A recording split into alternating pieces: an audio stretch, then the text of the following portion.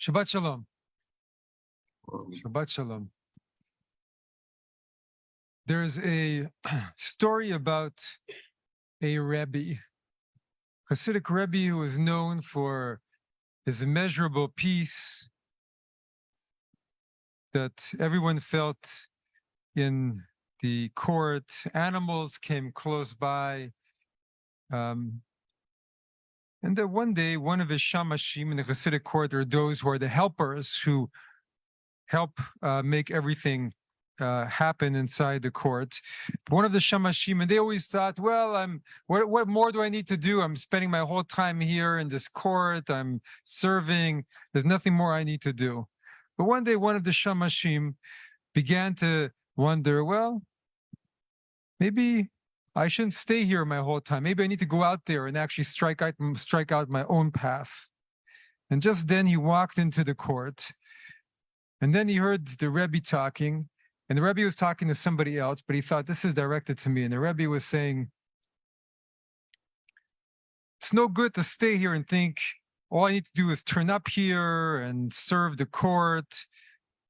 What really is needed is to follow the teachings. What is really needed is to put the teachings into actions. This is what I want. This is the highest way of serving the court. In the book of Deuteronomy that we're reading right now, Moses is on the edge of the promised land, and we know he doesn't enter the promised land. And one of the reasons he does not enter the promised land, according to some of the commentators, is because the people were relying too much on Moses as their leader. And they felt, we don't have to do anything. Moses is doing everything. We can just let Moses do everything. And so this is a moment for Moses to step aside, for people to feel we have to not only have Moses amongst us, but we have to also follow the teachings, follow the ways. And so in our parsha this week, we have the middle of Deuteronomy. One of the words that comes up over and over again is the word lishmoa, to hear. We have it in the Shema that came up in last week's parsha, and this week we have the second paragraph of the Shema. If you hear, in the beginning of the whole parsha is also if you hear. Again, if you hear, if you hear. Are they really hearing? Of course they're hearing. They're listening to him giving the speech. So of course they're hearing what he has to say. But the question is, what does it mean to actually hear? How deeply are they really listening to it? And in ancient Hebrew, to hear, lishmoa, isn't just to hear it and for it to go in. And it's not even hear the way I tell my kids, did you hear a word I said? It's even more than that. It's about how do we then integrate that further into us. And this is such a big part of Judaism.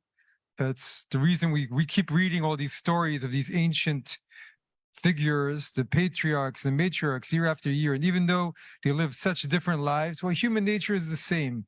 How we react in the world is the same.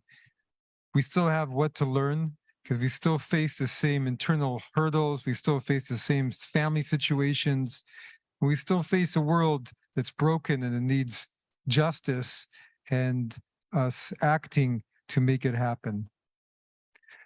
And so the greatest following in our parsha is when the Torah says, well, God is a devouring fire, but you have to follow God. So how do you follow devouring fire? Doesn't that eat you up? And so it answers, well, you follow devouring fire by emulating it, by trying to understand, but trying to hear what are the teachings you can learn.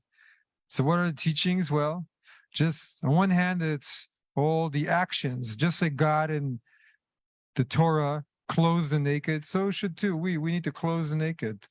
Just as God, Adam and Eve, just as God comforts the mourners, as God comforts Abraham after the death of Sarah, so do we have to comfort the mourners. Just as God helps bury the dead, so should we bury the dead. But it's even more than that. Just as God is shalom, just as God is peace, we too all need to find a way of becoming peace. And then we find that way of becoming peace within us, then we've truly heard all those teachings. We've heard all those times our old scriptures have told us to hear We've heard the essence of all the lessons. We've brought two opposites together. We've created a new whole, and we bring that peace to all around us. Shabbat Shalom.